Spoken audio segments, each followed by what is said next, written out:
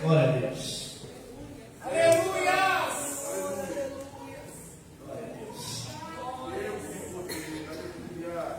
Quantos aqui já tomaram a decisão de andar na presença de Jesus? Queridos, quando você encontra alguém que diz assim: eu sou evangélico, eu sou cristão, sou crente, é diferente de alguém que diz: eu faço parte da religião A, B ou C. Porque aquele que é cristão, aquele que é evangélico, aquele que conheceu verdadeiramente a Jesus Cristo, ele passou por uma transformação de vida, ele passou por uma mudança drástica na rota da sua vida. Ele teve um novo encontro, um novo prazer, uma nova alegria, uma nova chance, uma nova oportunidade de vida.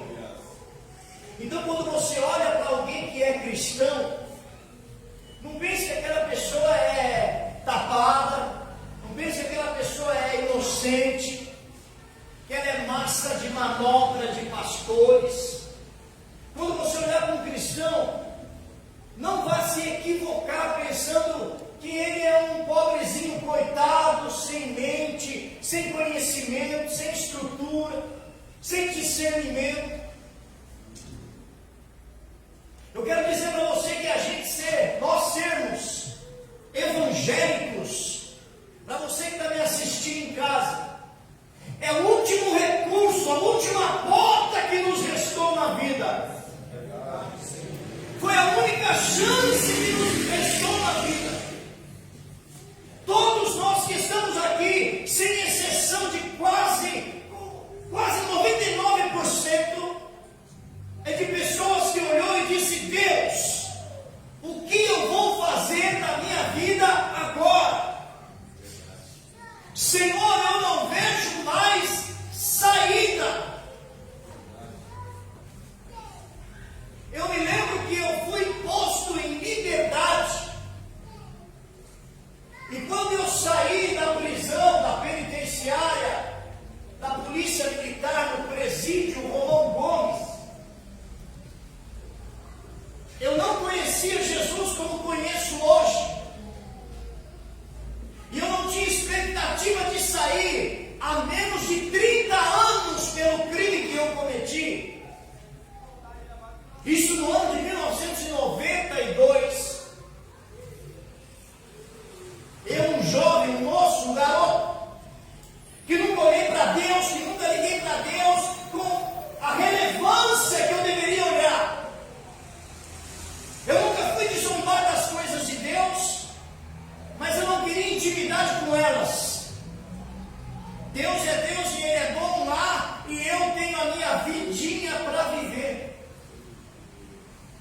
Mas quando eu estava lá, no fundo do poço, atrás daquelas grades, eu olhei, alguém disse do meu lado: quando você estava lá fora, você não pensou em ter a tua família, em ter as suas coisas, em viver bem, ter uma vida abençoada, e agora você está aqui. E eu, naquele quarto escuro, naquela cela, eu clamei a Deus, sem mesmo saber direito quem Ele era. E numa segunda-feira, 8 horas da manhã, alguém chamou meu nome e disse: olha, o seu alvará de soltura está aqui.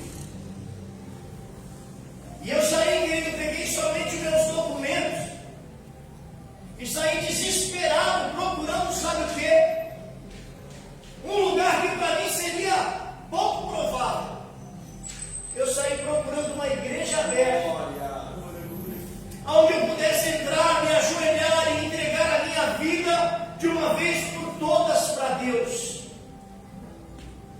Você sabe por quê, querido?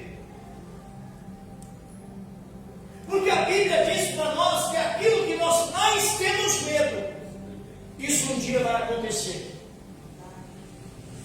O que eu mais temia me sobreveio.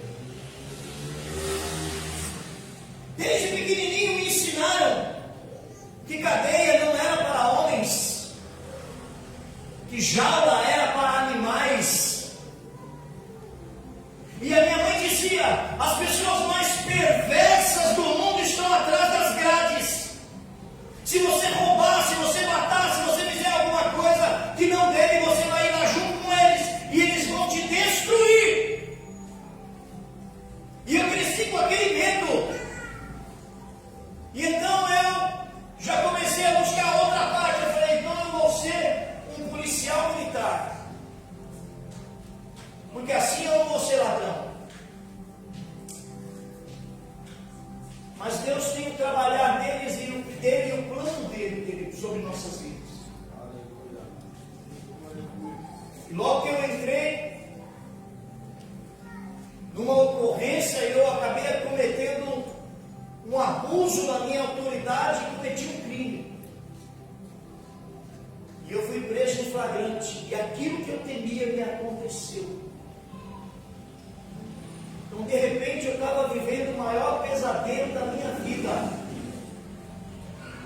E o que restou para mim, querido, quando eu saí dali, do fundo do poço, sem saída para lado nenhum, eu tive que olhar para cima. E a boa notícia é que aquele que é fiel, ele não olhou para o pecado que eu cometi, ele não olhou para a minha vidinha medíocre, ele não olhou para a minha arrogância, mas ele olhou como uma alma que estava sedenta e estendeu a mão. E Deus me tirou daquele lugar. Ele não só me tirou daquele lugar, mas ele mudou a minha história. Ele não só mudou a minha história, mas ele me absolveu do meu crime. Aleluia. Eu consegui encerrar a minha carreira, me aposentei. Todos os dias da minha vida eu sabia que eu não estava vestindo aquela farda pela minha competência, mas porque a mão de Deus me poupou. Glória a Deus! Então eu procurava ser o melhor policial possível. Eu procurava ajudar as pessoas, porque eu sabia que aquilo que eu estava vivendo ali era Deus me colocando naquele lugar. Você está me entendendo? Agora tem pessoas que o fundo do poço para ela não é uma prisão. Tem pessoas que investem tanto no amor pela outra pessoa. Tem pessoas que vivem tanto vivendo aquele sonho de ter uma pessoa do lado, de se casar e de ter uma família, e de repente o que ela mais teme é o fim do casamento, é o fim do relacionamento. E isso está chegando até o ponto final. E essa pessoa acha que ela está no fundo do poço e não tem mais saída.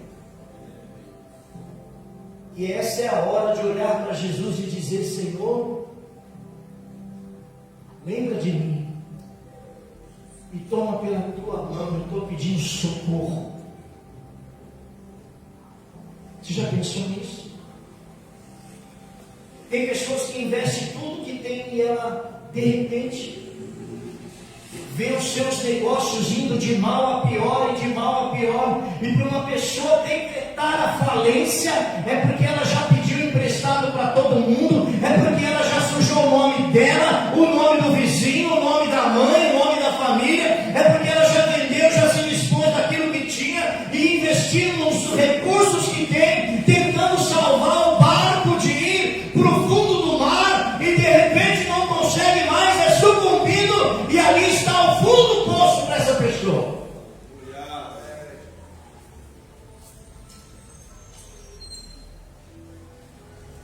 E é hora de levantar a mão e dizer: Senhor, eu quero mudar a minha história. Me ajuda a sair dessa situação. Pessoas que estão presas no vício. Pessoas que eu costumo dizer aqui nesse lugar, que Deus às vezes ouve a oração de uma pessoa que está viciada, drogada no meio de um beco. Acabou de cometer um crime, cometeu um assassinato, está totalmente drogada. Ela ora sinceramente e Deus ouve mais a oração dessa pessoa que está lá no gueto do que a oração de um irmão de igreja que está bonitinho, de terninho, com o nariz empinado, apontando: eu não sou como esses outros pecadores. E Deus vai buscar e resgatar lá do fundo do poço.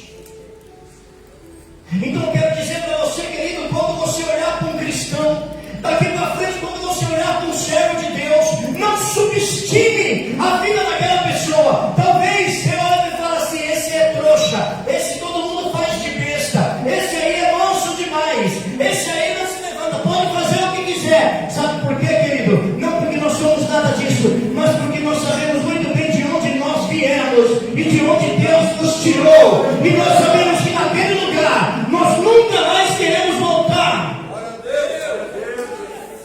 Quantos foram salvos do lamaçal do pecado? Dê um aplauso para Jesus Cristo. Jesus nos ama. Nós estamos, querido, aqui na terra por um motivo. Querido, a pastora Rosana falou aqui, e eu estou acreditando muito nisso. Nós estamos numa guerra, pastor Luiz. Querido, quantas pessoas que você conhece que são gente boa, não tiveram chance alguma. E eu e você que somos pecadores, pensa comigo, quantas pessoas, querido, que não tem aonde enfiar dinheiro. Quantas pessoas que têm dinheiro de sobra, missionária Maria Helena, mas essa doença veio, pegou e levou a pessoa. E nós que não temos recurso nenhum, muitos de nós, que dependemos de um SUS, que dependemos de uma UPA, o Senhor tem nos poupado. Por que será? Qual será o mistério? Deus está, olha, querido, nós estamos numa guerra. Milhões de pessoas morreram e você está vivo. Por que será?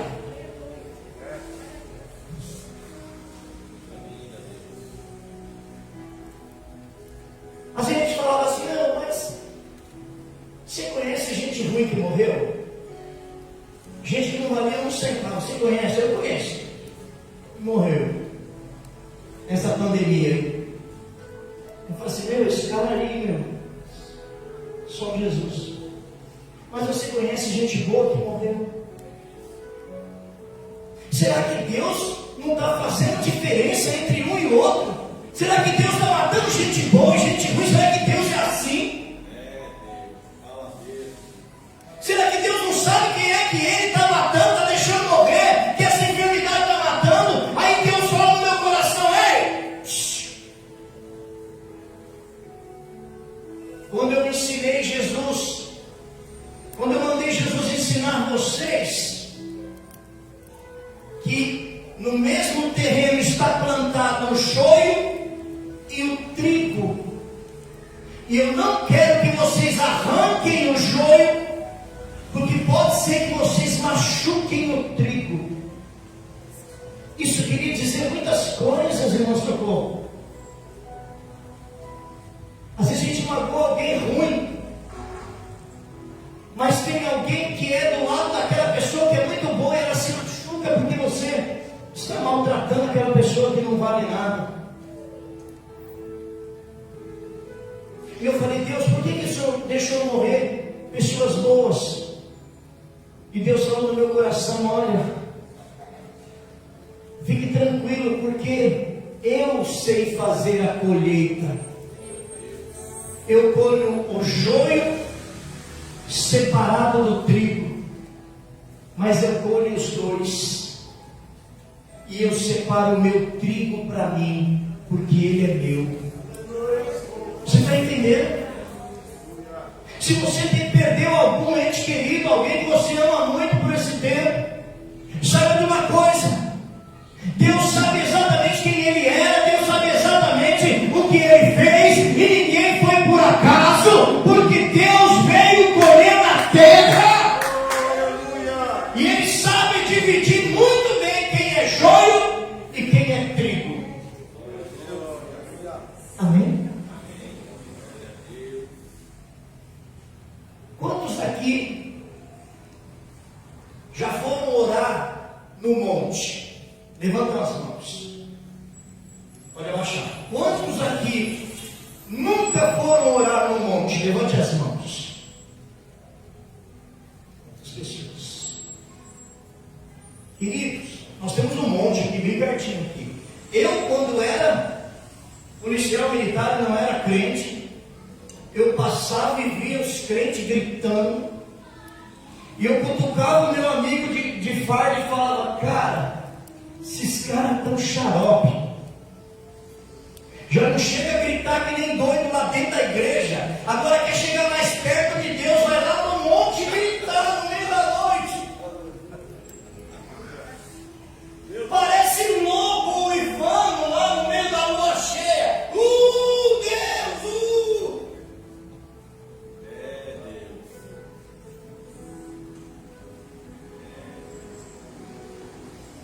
Mas quando me converti, Deus me ensinou que a gente vai no monte para orar, para pedir, para interceder, vai para buscar poder de Deus. A gente vai no monte para se separar do povo daqui, dessa cidade, desse aconchego, desse conforto, e a gente chega lá no monte para ter um particular com Deus. Você não acredita, pode ser que você não acredite, mas eu já estive sozinho ou com algumas pessoas no monte, e aquela escuridão, quando a gente chega e a gente começa a orar, de repente parece que a lua produz uma luz, e a gente consegue ler a Bíblia. Sem óculos.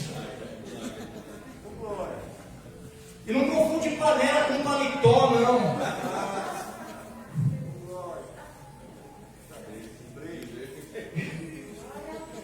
E freezer com blazer.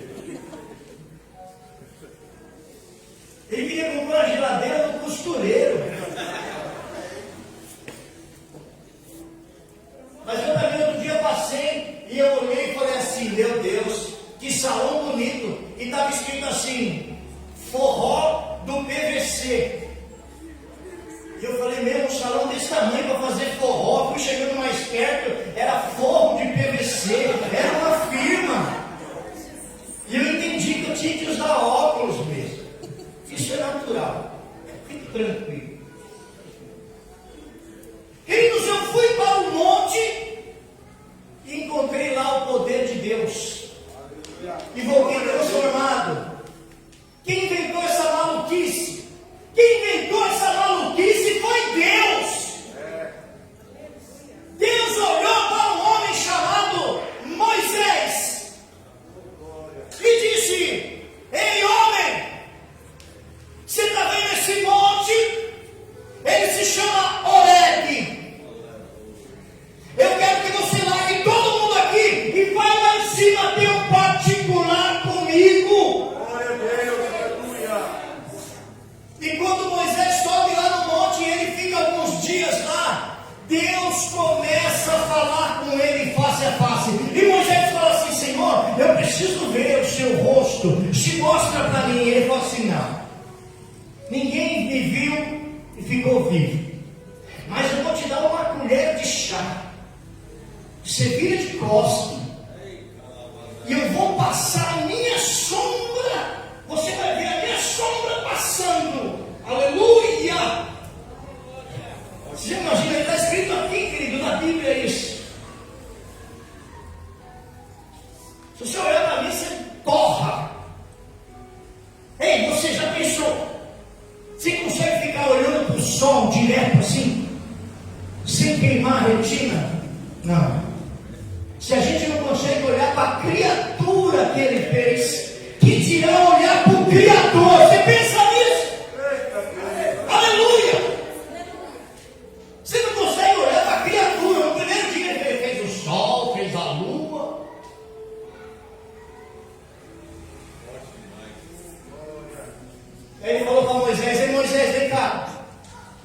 escrever uns negócios aqui, porque pode ser que você esqueça. E pode ser que ninguém acredite em você. Então, eu vou te dar aqui uma lei. E eu quero que você desça e não seja o mesmo homem. Que você desça e viva uma nova lei sobre a tua vida. E diga que essa lei é para todos aqueles que quiserem me seguir. Dá para entender isso? Que poder maravilhoso! Mas isso aí não aconteceu só para Moisés. Quando Jesus veio na terra, irmão, foi uma coisa gloriosa. Jesus, ele era Deus e se fez carne. Ele se fez homem. Aí ele largou a mão de toda a autoridade de filho de Deus para ser um simples homem. E quando ele foi um simples homem, ele se tornou o mais humilde de todos. E ele começou a ensinar. E aí eu quero dizer para você. E agora que eu vou entrar na palavra. Que Jesus chamou os seus discípulos para ir para o monte. Já pensou nisso? Abre a tua Bíblia aí, você que está com ela. No Evangelho de Lucas, capítulo 6. Lucas 6. Jesus chama os discípulos para ir no monte. Que alegria! Ei, junta o povo aí que Jesus está chamando para ir no monte. Aí um olha para o outro e fala: o que vai ter será lá no monte, hein? Será que Jesus vai multiplicar os pães lá no monte? Será que Jesus vai derramar poder sobre nós no monte? Será que Jesus vai fazer um milagre lá no monte? O que Jesus vai fazer no monte? Aleluia. E Jesus fala assim: vamos lá que eu vou dar um sermão em vocês. Lucas 6,46. Vai ir para o monte para tomar um sermão. Porque Jesus me ama, Ele me dá um sermão no monte. Mas eu pensei que ia lá e ia ficar rodopiando, que nem um peão, que ia ficar sapateando lá no monte. Eu não ia estar vendo as estrelas cadentes cair, fazendo pedido. Eu ia ver as pedras brilhantes. Jesus falou assim: ei, eu te chamei aqui para te dar um sermão, rapaz. Toma atenção na tua vida. Você precisa descer nesse monte aqui hoje para mudar a tua história.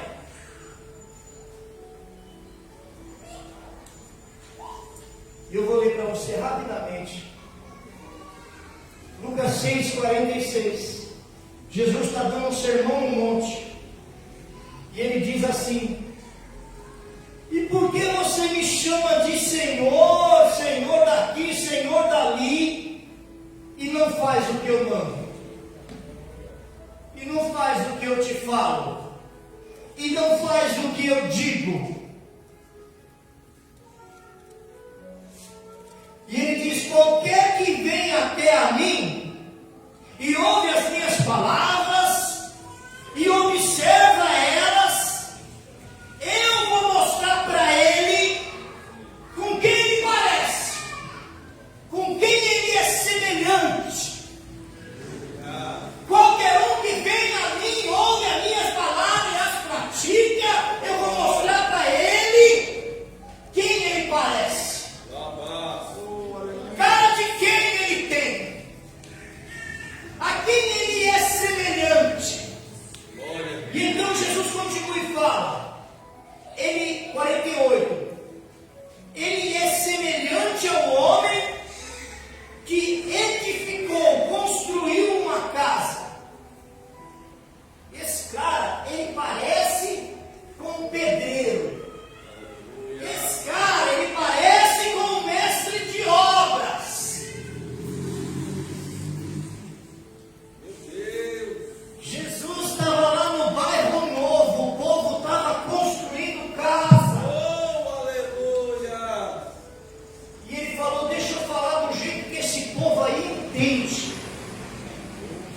sair daqui sabendo que Deus fala e não fica só fazendo barulho, não. Oh, aleluia, Deus. Deus fala, mostra onde está errado e ensina o caminho que deve andar. E então ele disse: é semelhante a um homem que edificou uma casa, que cavou e abriu bem fundo e colocou o alicerce lá na rocha. Lá na rocha.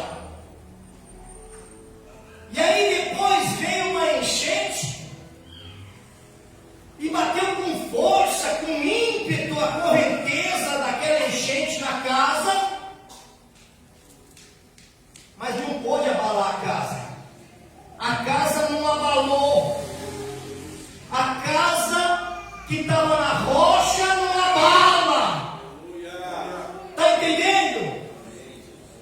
Porque ela tinha um fundamento, ela estava fundada sobre a rocha. Mas os que ouvem as palavras dele e não as pratica, eles parecem com um homem que edificou uma casa sobre a terra, que não tinha alicerce nenhum, e quando veio a tempestade, que a correnteza veio forte, bateu na casa, a casa caiu, e foi grande a ruína daquela casa.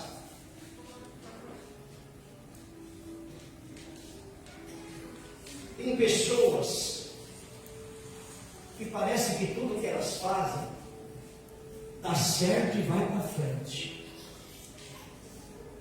Tem pessoas que quando elas constroem uma coisa, parece que aquilo vai embora. E tem pessoas que a gente conhece que tudo que põe a mão larga pela metade. Tudo que tem o começo começa bonito e daqui a pouco vai perdendo a graça, perdendo o valor, perdendo a alegria e desmancha e para com tudo. Quem conhece gente assim, levanta a mão. Que começa e nunca termina nada. Nunca consegue concluir coisa nenhuma. Quantos comércios você já abriu e não deu certo? Quantas vezes você falou: olha, eu vou fazer isso e vai dar certo, está todo mundo fazendo agora, o negócio agora é abrir aqui um negócio de... Eu vou abrir um desse. E você investiu, e de repente não deu certo. Quantas vezes você foi, confiou em alguém, aquela pessoa começou e daqui a pouco a pessoa desanimou e foi embora? Jesus está mostrando que tem dois tipos de pessoas na terra: aqueles que conheceram Jesus e tudo que eles fazem, eles consagram a Deus primeiro, apresentam para Jesus, chamam Jesus para ser o sócio majoritário, ainda que invisível. E tem pessoa que faz as coisas segundo o seu próprio entendimento. Está me ouvindo? Amém. E ele começa dizendo o seguinte: por que vocês me chamam de Senhor, Senhor, Senhor, se vocês não fazem o que eu mando? Se vocês não me seguem no Instagram? Por que vocês falam Senhor, Senhor? Ele é meu Senhor, Jesus é meu Senhor, Ele é meu Senhor, o Senhor, olha, não fale isso, o Senhor está no céu, o Senhor é bom, o Senhor é maravilhoso, mas você não quer fazer o que Ele manda. Porque parece que para você é difícil obedecer a Jesus. E eu quero te dar uma notícia boa. Sabe aqueles crentes doidão que fica pulando, pula, um cara de 60 anos está pulando, nem querendo doido, vai morrer do coração. Não, peraí. A gente consegue ser feliz de cara limpa. A gente consegue se alegrar sem precisar tomar dose de nada. A maior alegria de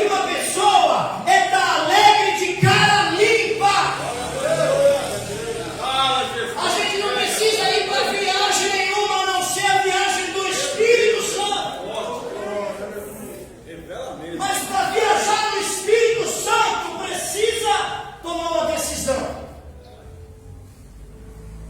E é isso que Jesus está contando aqui, e eu vou caminhar rapidamente para te dizer, preste atenção nas minhas palavras, porque eu separei essa palavra em 3 minutos, foi um miojo ali atrás. Mas quem fala aqui é o Espírito Santo de Deus que está falando nesse lugar. Você está me entendendo, querido? Está na hora da gente parar de viver de aparência, que é uma boa pessoa, um bom moço. Gente boa também morre, gente boa vai para o céu, mas gente boa vai para o inferno também, querido. Não adianta só ficar falando Senhor, Senhor, Senhor e não obedecer a Deus.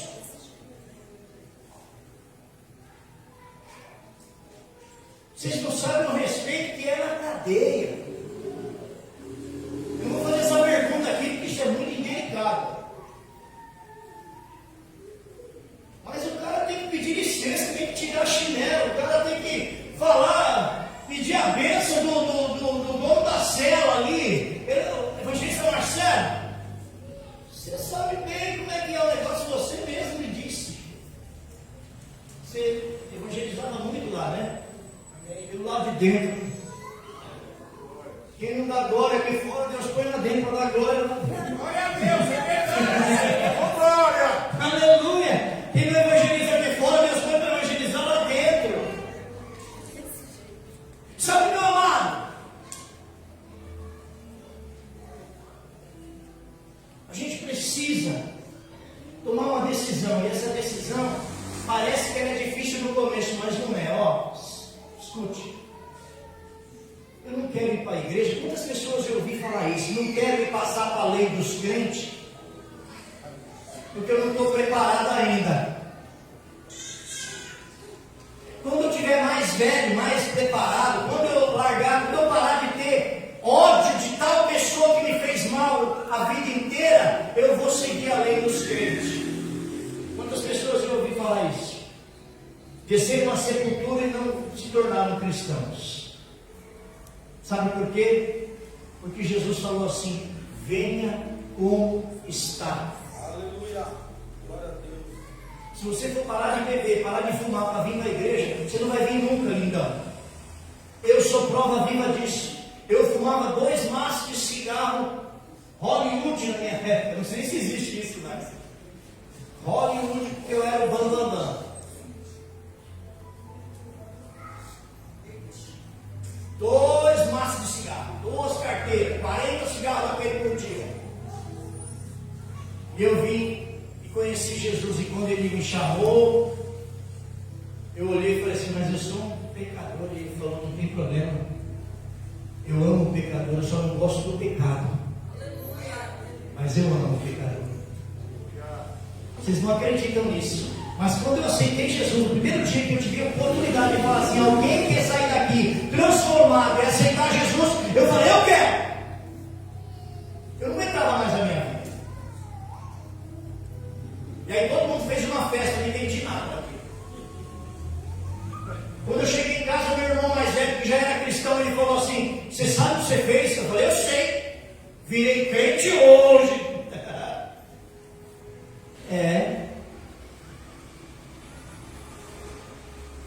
Aí eu tive uma opinião: crente fuma. Por que as pessoas podem ser de qualquer outra religião? Porque ninguém enche o saco desse negócio. Mas a gente tem que se limpar. Então, se limpar é parar de praticar as coisas velhas e começar uma nova vida. O que eu falei? Eu não vou fumar mais. Me dá aqui um saco de bala de hortelã.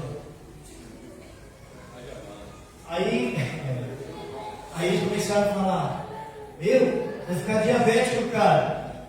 Você está engordando, meu. Você só chupa bala o dia inteiro, chupa bala, chupa bala, chupa bala. Mas aí eu fui num culto, numa casa simples de alguém missionária. E quando eu estava lá quietinho assim no culto,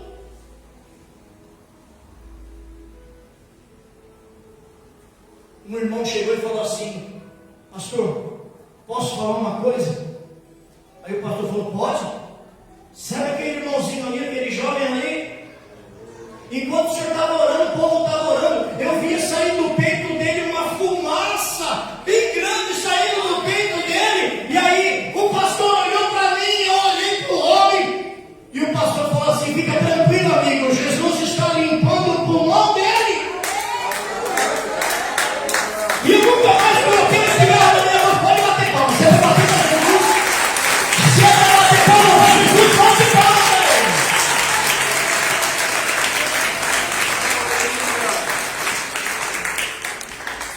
Quando você vier, vem do jeito que você estiver. Eu posso continuar? Não, você tem que lutar com isso. Porque tudo depende de nós. Ele ajuda. Sabe que muita gente diz aí que está escrito na Bíblia: faça a tua parte que eu te ajudarei. Quem já ouviu isso? Não está escrito isso na Bíblia, mas é uma senhora verdade. Pode fazer a tua parte que Jesus te ajuda para sempre. Vamos crer nisso? Então, amado, Jesus chega nessas pessoas e fala assim: sabe por que as coisas de vocês dão errado? Sabe por que vocês não conseguem chegar até o fim? Sabe por que o casamento de vocês está uma droga? Sabe por que no serviço de vocês todo mundo te persegue e você fica tristinho? Sabe as pessoas que você ama, quanto mais você tenta ajudar, você leva uma rosa, ela taca a rosa na tua cabeça e fala: deixa para entregar isso quando eu estiver morta. Eu não morri ainda, você me trazer flor para quê? Já ouviu isso de mulher? Pois é, fique tranquilo. Sabe por quê, meu amado? Porque a gente tem que tomar uma decisão na nossa vida. Jesus falou: olha, não é só ficar falando sou o seu Senhor e não fazer o que eu mando. Aí sabe o que vai acontecer? Você precisa vir, ouvir a minha palavra e praticar ela. Está me entendendo? Amém. É vir na igreja, ouvir até Jesus. De maneira que nós vamos até Jesus? Através da igreja. Aqui está escrito várias vezes: aquele que tem ouvidos ouça o quê? O Espírito diz às igrejas. Então a gente vem até Jesus, a gente vem até a igreja e a gente tem que ouvir as palavras e depois a gente tem que praticar elas. Escute, eu vou falar uma coisa muito importante aqui agora. Se você quiser ser igual aquela pessoa que construiu a casa e não caiu de jeito nenhum, que foi para frente, se você quiser, você tem que ouvir e praticar. Praticar.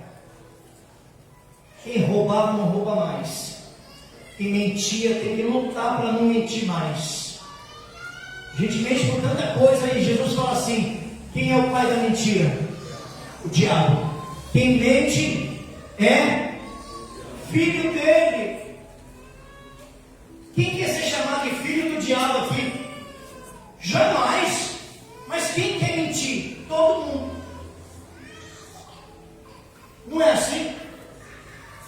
Então a gente tem que tomar uma atitude, querido. Levantar de manhã, eu vou até Jesus, eu ouço a palavra dele e pratico. Aí esse cara, Jesus compara com uma casa. Nós somos a casa de Deus. Quem concorda com isso? Amém. Ele compara com uma casa. Ele fala: é como alguém que construiu uma casa. E ele abriu um buraco e cavou bem fundo. Não foi isso que nós lemos? Sabe por quê?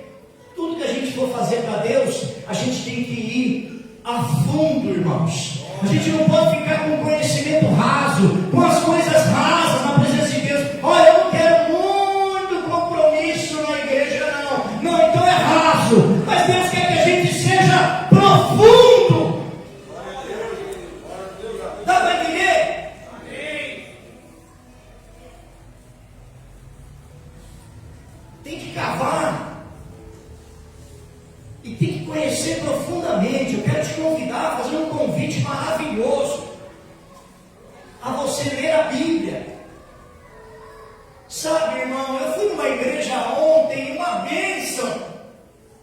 E o pregador, ele gritava, e todo mundo gritava também. E ele falava, lá, e todo mundo,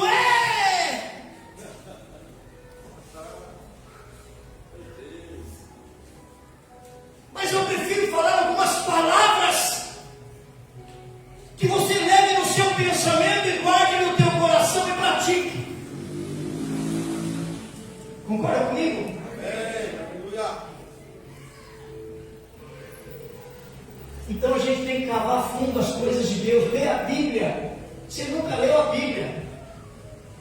O espírita, o macumbeiro, ele fala, eu já li a Bíblia 3 vezes.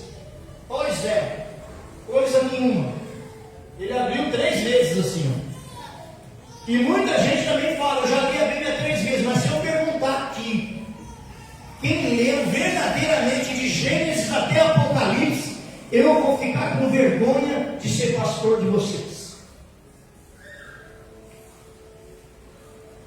Porque vocês só querem buscar versículozinho aqui, ó, abençoar a vida de vocês. Ai, Deus, fala comigo. Aí você pega uma que é uma pedrada e você fala, não é essa. Você continua lendo até achar alguma coisa que te sustenta, que sacia o teu ego, que te faz um cafunézinho. É assim que é assim que nós somos. Quando eu vou orar pelas pessoas, eu não gosto muito de ficar revelando, não. Eu peço para Deus me dar uma palavra, e aí Deus me dá uma palavra, eu leio a palavra e falo para a pessoa, é isso que Deus está me mostrando a respeito da sua vida. Mas eu não busco tanta palavra assim não para mim, só em ocasiões muito especiais. Sabe por quê? Por um simples motivo. Porque antes eu ficava buscando o que Deus queria para mim, porque eu conhecia Ele pouco. Mas quando eu conheço um amigo, eu sei o que o amigo gosta que eu faço, o que o amigo gosta que eu não faço. Eu sei o que ele gosta de eu fazer, eu sei o que ele não gosta que eu faço. Então, quando eu tenho intimidade com Deus, eu não preciso procurar uma palavra aqui, porque eu sei o que ele gosta e o que ele não gosta. Mas se eu tiver sem direção a alguma coisa, eu tenho que vir aqui. Dá para entender como é que é? Amém. Conhecer a fundo, irmão. Que negócio é espírito estranho? Tem uns que falam que é, outros falam que não é. Vai buscar na Bíblia, amado. 1 Coríntios, no capítulo 14. Você vai tirante ali, ó. Você vai escutar os dons do Espírito Santo.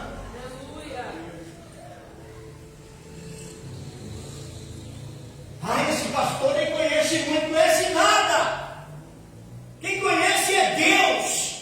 E Ele está disponibilizando o conhecimento dele para nós aqui, ó. Mas você não quer, porque você quer ser raso. Você não quer se aprofundar. Você quer construir a sua casinha no conforto da terra. Mas Deus está falando, eu quero você cavando até a rocha. Glória a Deus.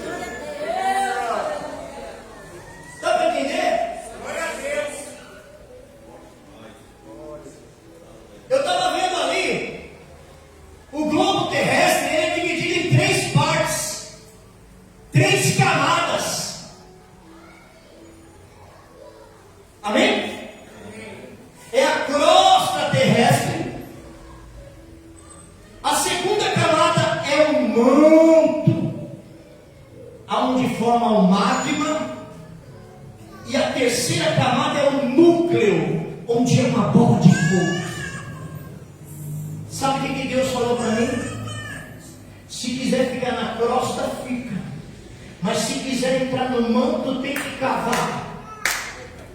Se quiser viver na crosta, viva. Mas se quiser entrar no manto, tem que cavar. Glória a Deus. Aleluia. Vou fazer igual aqueles pregadores lá. Ah, entendeu? Ah, pegou. Sabe o que não dá certo na vida das pessoas? Porque não aguenta a tempestade. Quando a tempestade vem,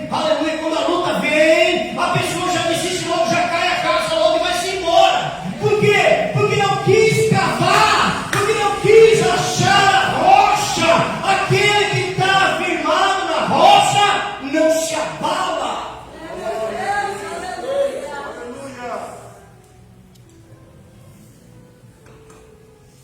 Quantos creem nisso? Creem nisso, querido? Você acha que Deus permitiu que os caras colocassem o nome de crosta da terra? Manto. Procura aí na internet. Você que não está acreditando em mim. E núcleo. Tem crente que só vive na crosta, só na superfície. Minha intimidade com Deus é rasa. Meu negócio com o Senhor é ir uma vez por semana na igreja e olhe lá, se pedir 12 eu estou cansado. Olha, e se tiver um aniversário, eu pulo 15 dias para ir no próximo culto. Tudo bem, querido, você quer viver nessa crosta? Pode viver o quanto você quiser, mas não reclama que nada na tua vida está firme, que nada na tua vida tem resistência, que nem nada na tua vida vai para frente. Mas se você quiser, eu estou te propondo nessa noite começar a cavar a tua história na presença de Deus. Começar a buscar a rocha que é Jesus. E a partir de hoje, tudo que você for fazer, você firma em Jesus. Sabe o que é isso? Porque a gente tem um palavreado crente, fica meio estranho as pessoas que não conhecem entender. Eu me preocupo muito com isso, irmão. Esse evangeliquez aí acaba beneficiando só alguns tipos de ouvinte. Mas quem tem sede mesmo não é o crente velho. O crente velho fica cego, chato, insuportável. A gente, quando vem para a igreja, a gente vem, começa a cavar, larga palavrão, larga tudo, larga vício, larga a mulherada lá fora, larga roubalheira, larga tudo. Daqui a pouco a gente começa a achar que está crente demais, começa a soltar uns palavrãozinhos, começa a fazer umas piadinhas besta. E aí os próprios amigos que induzem a gente a contar a piada, é eles que apontam o dedo na nossa cara e falam: ixi, ainda fala que é crente. Quantos já não passaram por isso? Prefiro ser o motivo da zombaria. Vai lá, vai na festinha, o cara fala assim: vai lá, pega esse uísque aqui, ó, e dá para aquele cara que está lá, fala que foi eu que dei. Só para zombar. Eu prefiro água de coco. Para mim faz toda a diferença. Tem uma música que fala isso, uísque, água de coco, para mim, velho. Tanto faz? Para mim faz toda a diferença. Eu estou na água do coco, irmão. Porque eu decidi que eu não ia ser mais um, que eu ia viver na crosta só. Ah, eu queria cavar e Deus me fez cavar. Tem quantos que cavam aqui nessa noite? Vamos ficar em pé em nome de Jesus.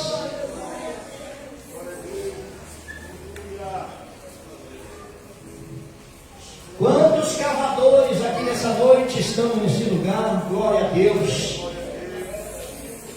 Aleluia.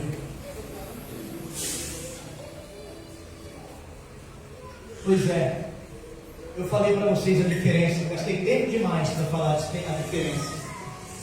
A diferença é que você tem que tomar uma decisão na tua vida hoje. Hoje. Se você quiser levantar sua mão, eu quero Jesus na minha vida a partir de hoje, eu vou orar por você. Se você não quiser, não tem problema. Você entra lá na porta do seu quarto hoje à noite. Fecha a porta do seu quarto e fala: Senhor, eu só me vi na crosta da terra. Agora eu quero me aprofundar. Eu vou para o manto. Eu quero ter um conhecimento a mais com o Senhor. E eu vou me esforçar para mudar de vida. Vou me esforçar para mudar a minha história.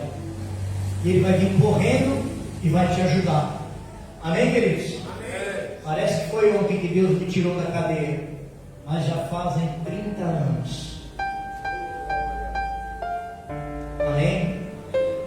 Eu sempre senhor pedir uma coisa: se eu largasse Jesus e virasse o bichão de novo,